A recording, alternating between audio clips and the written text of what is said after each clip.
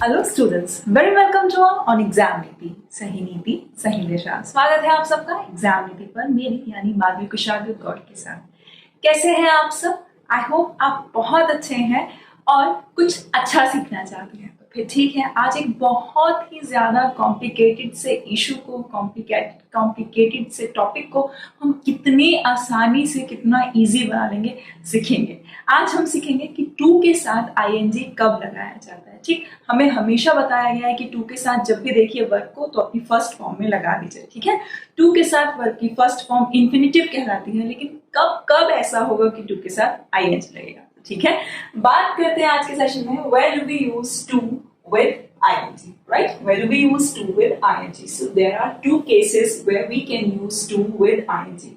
Number one, in the case of collocation, and number two, when to is used as a preposition. ठीक, मैं अपनी बात को दोहरा रही हूँ, यानी कि टू के साथ ing दो केसेस में इस्तेमाल हो सकता है, जब कोलोकेशन की बात हो या फिर जब टू एज अ प्रपोजिशन इस्तेमाल हो। अब the thing is, what is collocation? Collocation का मतलब होता है set of words, चाहे pair of words हो, चाहे तीन words, group of words हो, चाहे चार group of words हो, जिनका एक specific meaning होता है, right? Set of words जिनका कोई specific meaning निकले तो ऐसे set of words को हम collocations कहते हैं। वहां पर to के साथ ing का इस्तेमाल होता है। दूसरी वो जगह जहां पर to as a preposition की तरह जब to इस्तेमाल होने लगता है, तब भी हम उसके साथ ing लगाते हैं। अब सवाल ये उठता है, मैम कैसे पता चलेगा कि टू प्रपोजिशन की तरह यूज किया गया है? हाँ बिल्कुल ठीक, ऐसा तब पता चलेगा जब टू प्रपोजिशन की तरह इस्तेमाल होगा। तो एक बात का ध्यान रखिएगा कि प्रपोजिशन हमेशा हमेशा और हमेशा अपने साथ एक ऑब्जेक्ट लेती है ना। प्रपोजिशन हमेशा और हमेशा अपने साथ एक ऑब्जेक्ट लेती है। ऑब्जेक्ट मतलब नाउन, है ना। जैसे in the house, in the hospital, across the city, across the globe. आप नोट कर रहे हैं, with her, with him, with Mukesh. तो ये क्या देख रहे हैं आप कि प्रपोजिशंस के बाद जनरली क्या आ रहे हैं? नाउन्स आ रहे हैं, है ना। तो ये अपने ऑब्जेक्ट में, प्रपोजिशन अपने ऑब्जेक्ट के तौर पर हमेशा नाउन्स लेती है। कभी जेरेंड भी ले सकती है ना। तो जब भी टू के साथ to as a preposition use होगा, और प्रपोजिशन तो हमेशा ऑब्जेक्ट लेती है, तो कभी वो नाउन ले सकती है। ठीक, नाउन की ही वो फॉर्म जिसमें आईएनजी लगा होता है, कभी जिरेंड ले सकती है, और कभी जिरेंड नहीं ले तो एक्टिव पार्टिसिपल नाउन्स के साथ ले सकती है। एक्टिव पार्टिसिपल समझते हैं? वो पार्टिसिपल्स जो वर्ब होते हैं, ठीक, वो पार्टिसिपल्स जो वर्ब होते हैं लेकिन एडजेक्टिव का काम करते हैं, है ना। जो एडजेक्टिव बन के काम करते हैं उन्हें हम एक्टिव पार्टिसिपल्स कहते हैं। और जाहिर सी बात है, जब पार्टिसिपल की बात करूंगी तो नाउन के साथ ही यूज किए जाएंगे, है ना। तो अब बात करते हैं कि टू के साथ कहाँ कहाँ इसका इस्तेमाल होता है। अब देखते हैं वो कौन कौन सी कोलोकेशंस हैं जहां पर इनकी बात की गई है। बात की गई है जैसे वर्ब यूज टू, यानी कि टू बी नाम के जितने भी वर्ब होंगे ना, टू बी मतलब समझते हैं, इज एम आर और was verb. When I say to be, I mean is am are was verb की मैं बात कर रही हूँ। ठीक है, is am are was verb के बाद जब कभी भी used to लिखा हो, ठीक, is am are was verb के बाद जब कभी भी used to लिखा हो, तो ये हमेशा और हमेशा किसको बताता है? हैबिट को इंडिकेट करता है, हैबिट को बताता है। ठीक, जैसे कि I am used to getting up early in the morning, मेरी सुबह जल्दी उठने की आदत है। या she is used to working hard, उसकी मेहनत करने की आदत है। इज यूज्ड टू, ठीक, ध्यान रखिएगा जब कभी भी मैं सिंपल यूज्ड टू बोलती हूँ तो that is the thing that you did in the past and you don't do it now. ठीक, ऐसी कोई चीज जो आप पास्ट में किया करते थे बट अब नहीं करते, तो वो तो सिर्फ यूज्ड टू का स्ट्रक्चर होता है। जैसे I used to read a lot, I used to read a lot, I used to read a lot, मैं बहुत पढ़ा करती थी। इसका क्लियर मतलब है कि अब नहीं पढ़ती। But when I say I am used to reading, तो उसके बाद टू यहाँ पर किसका काम करता है? ध्यान रखिएगा, यहाँ पर टू एक कोलोकेशन की तरह है। ये इस पूरे के साथ आया है, इंफिनिटिव का स्ट्रक्चर नहीं लेगा। इंफिनिटिव में ऐसा होता है कि टू के बाद भी बनाता है, लेकिन कोलोकेशंस में टू प्लस आईएनजी। उसी तरह से accustomed to का मतलब भी वही होता है कि मेरी आदत है, I am accustomed to writing fast, मेरी आदत है कि मैं जल्दी लिखती हूँ, I am accustomed to writing fast। accustomed to बोलिए या to be plus used to बोलिए, दोनों का मतलब एक ही होता है, ठीक। उसी तरह से averse to मतलब मुझे कोई चीज बिल्कुल पसंद नहीं है, I am averse to smoking, clear. ठीक यही बात I am अपोज्ड टू मतलब मुझे कोई चीज जो बिल्कुल भी पसंद नहीं है, तो आई एम अपोज्ड टू। अवर्स टू बोलिए कि मुझे किसी चीज से एकदम घृणा है, नफरत है।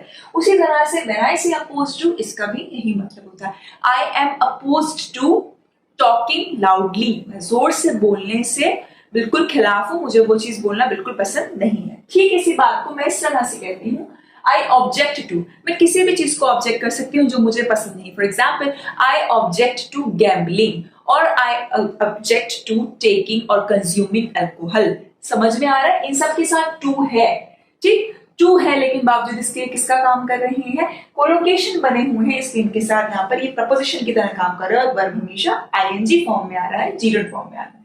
नेक्स्ट बात करिए एडिक्टेड टू, मतलब मेरी लत हो गई है।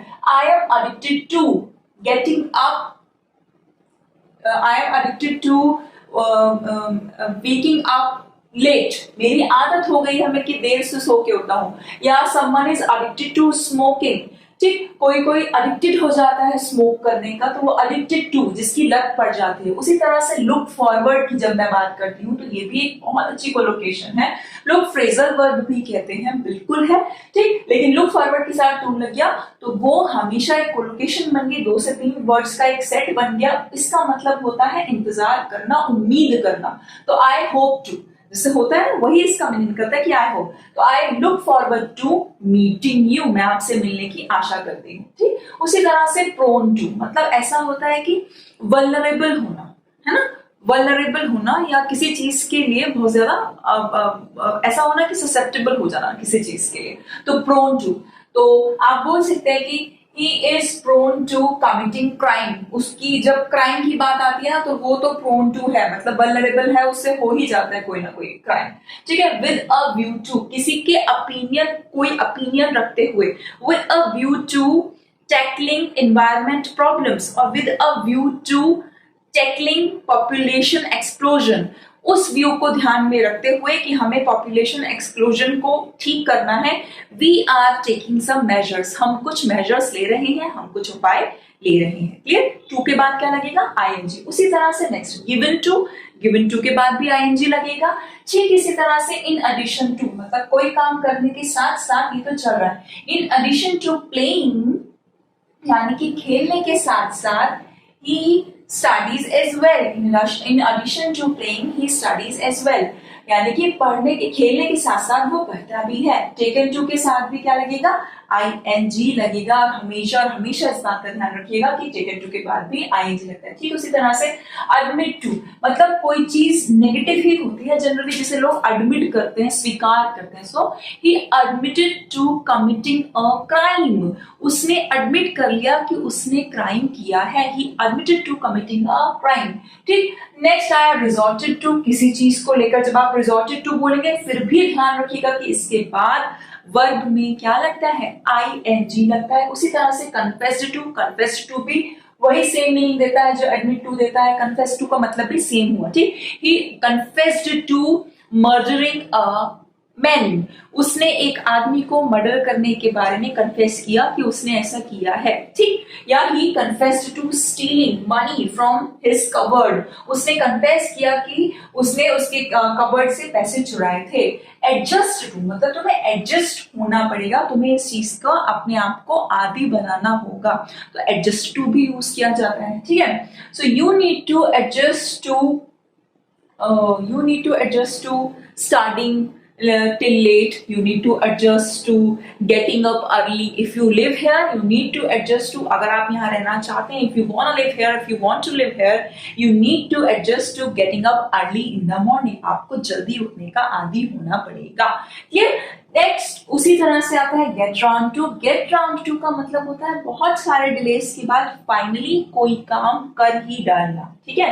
बहुत सारे डिलेज होने के बाद फाइनली कोई काम कर ही डालना। जैसे कि I got round to calling her, I got round to calling my best friend, यानी कि बहुत समय से डिले होते होते होते होते फाइनली मैंने अपनी बेस्ट फ्रेंड को कॉल कर ही लिया। इसी तरह से इज कमिटेड टू, यानी कि पूरी तरीके से डिवोटेड होना, पूरी तरीके से डेडिकेटेड होना। तो व्हेन आई से डेडिकेटेड तो वो भी सेम मीनिंग देता है, डेडिकेटेड टू, वहां पर भी टू के बाद आईएनजी लगता है, ध्यान रखिएगा। क्यों? क्योंकि देखिए ये प्रपोजिशन का काम कर रहा है। You are dedicated to what, you are dedicated to what, that means you need an object, right, that means you need an object. ये इसका मतलब जरूरी है कि आपको एक ऑब्जेक्ट चाहिए, और ऑब्जेक्ट क्या होता है? ऑब्जेक्ट वही होता है जो आपको क्या का जवाब देता है, और क्या का जवाब कौन देता है? क्या का जवाब कौन देता है? कौन का जवाब कौन देता है? नाउन ही तो देता है, या फिर नाउन की तरह काम करने वाला वर्ब देता है, जेरेंड देता है, ठीक। तो इसलिए you are dedicated to what, आपको एक ऑब्जेक्ट चाहिए। क्लियर हो गया कि टू यहाँ पर एक प्रपोजिशन की तरह काम कर रहा है, right. You got round to what, आप फाइनली आपने क्या किया, है ना। That clearly means you need an object, आपको एक ऑब्जेक्ट चाहिए, तो आपको बताना पड़ता है कि finally I got round to calling her, finally मैंने उसको कॉल किया, and my company is dedicated to, और एग्जाम नीति is dedicated to, अब बताना है किस चीज के लिए, तो क्लियरली लिखा हुआ है dedicated to providing top notch services to all students, ठीक। एग्जाम नीति और my company is committed to providing top notch services, providing ing लगेगा, आईएनजी लगेगा, सिंपल वर्ब की फर्स्ट फॉर्म नहीं लगेगी। क्यों? क्योंकि committed to what, right, devoted to what, devoted का मतलब ये होता है किसी चीज को पूरी तरह से समर्पित कर देना अपने आप को, तो डिवोटेड टू हो, डेडिकेटेड टू हो, या फिर कमिटेड टू हो, सबका सेम मीनिंग निकलता है। यहाँ पर देख लेते हैं, the accused admitted to committing a crime, आपको पता चला एडमिटेड टू व्हाट, किस चीज को एडमिट किया, what, that clearly means you need an object, आपको एक ऑब्जेक्ट चाहिए, और ऑब्जेक्ट जनरली कौन होता है? तो नाउन होता है, तो चिल्ड्रन होता है, फिर एक्टिव पार्टिसिपल। अच्छा, अब बात ये करते हैं मैम एक्टिव पार्टिसिपल क्या होता है। एक्टिव पार्टिसिपल सिंपल पार्टिसिपल्स की मैं बात कर रही हूँ, जो कि नाउन से पहले आकर नाउन को क्वालिफाई करने वाले वर्ब्स होते हैं, जैसे कि इंटरेस्टिंग मूवी, ठीक, इंटरेस्टिंग मूवी, तो कुछ भी हो सकता है, वो हो गया। फॉर एग्जाम्पल आप कुछ भी बोल दीजिए, जरूरी नहीं है। The society is divided into, to है, इनटू है, तो आप वहां पर नोटिस करिएगा, the society is divided into warring factions, the society is divided into warring factions, मतलब कि युद्ध करते हुए, तो वॉर तो नाउन है, ठीक, लेकिन व्हेन आई से वॉरिंग, आईएनजी लगा रही हूं, वॉरिंग की बात कर रही हूं, तो एक्टिव पार्टिसिपल हो गया वो वॉरिंग फैक्शंस, यानी कि ऐसे गुटों में बदल गई है, ऐसे गुटों में सोसाइटी डिवाइड हो गई है। नाउन से पहले काम कर रहा है एक्टिव पार्टिसिपल, ठीक। तो मैं इस वक्त आपको बता रही हूँ कि एक्टिव पार्टिसिपल क्या होता है, क्लियर। यहाँ पर भी किसी चीज के केस में उसको लगाया जा सकता है, जरूरी नहीं है कि वो इनटू के साथ लगेगा, टू के साथ भी बिल्कुल लगेगा। क्यों? क्योंकि आपको पता है, क्योंकि जिन जिन केस में टू एज अ प्रपोजिशन काम करेगा, उन केस में उसके बाद ऑब्जेक्ट चाहिए, ऑब्जेक्ट कुछ भी हो सकता है, नाउन भी, जर्नल भी, एक्टिव पार्टिसिपल भी हो सकता है, ठीक है। उसी तरह से I am looking forward to meeting you, या फिर I look forward to meeting you, मैं आपसे मिलने की आशा रखती हूँ। The company is committed to, और the company is devoted to, और the company is dedicated to, कुछ भी बोलिए, कमिटेड टू बोलिए तो भी वही मीनिंग है, when you say dedicated to it also gives the same meaning, and devoted to also gives the same meaning. So the company is devoted to providing top-notch services. Providing top-notch services. Here, next is I am opposed to, or I averse to. I am averse to. ठीक, बिल्कुल बोल सकते हैं, और I am opposed to, or I am averse to, or I object to. I object to. कुछ भी बोल सकते हैं आप. I object to gambling, smoking, drinking. Society में जो नेगेटिव चीजें हैं, मैं इनके खिलाफ हूं, clear. He is used to, यानी कि not this shows, is am are के बाद, वॉज वर के बाद में से यूज्ड टू ना, that clearly indicates you are talking about your habit. What are you doing? You are talking about your habit. So I am used to getting up early in the morning. आपकी ऐसी कोई भी habit हो सकती है। For example आप मुझे अपनी कोई हैबिट बताइए जल्दी से। जैसे आपकी हैबिट है जल्दी जल्दी बोलना, तो आप बिल्कुल बोल सकते हैं I am use to speaking fast, मेरी जल्दी बोलने की आदत है, ठीक। और she is use to speaking loud, उसकी तेज बोलने की आदत है। तो आपको क्लियर हो रहा है ना मैं क्या बोलना चाह रही हूँ? मैं कह रही हूँ कि कोलोकेशंस के साथ टू के बाद आईएनजी लगता है।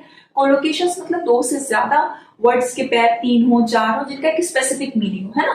उसी तरह से फ्रेजल वर्ब्स कुछ स्पेसिफिक जिन्हें कहते हैं ना, जैसे कि लुक फॉरवर्ड हो गया, इज स्पेसिफिक, या फिर इन एडिशन हो गया स्पेसिफिक। और उसी तरह से जब टू एज अ प्रपोजिशन काम करे और हर प्रपोजिशन एक ऑब्जेक्ट लेती है, ध्यान रखिएगा प्रपोजिशन तो ऑब्जेक्ट ही लेगी, वो ऑब्जेक्ट या तो नाउन होगा या तो जिरंड होगा या फिर एक्टिव पार्टिसिपल होगा। तो आपको पता है कि एक्टिव पार्टिसिपल में भी आईएनजी लगता है, जिरंड में भी आईएनजी लगता है, और नाउन टू नाउन होता ही है। तो इसलिए ध्यान रखिएगा कि उन सारे केसेस में नाउन वो बनता है जो किस चीज का रिप्लाई करता है, व्हाट का। To what, you are prone to what, बताना पड़ेगा prone to what, prone to committing mistakes while typing, I am prone to committing mistakes while typing। ठीक, मतलब कि मैं जो है मैं ससेप्टेबल हूँ, मुझसे गलतियां हो जाती हैं जब मैं टाइप करती हूँ, तो है ना।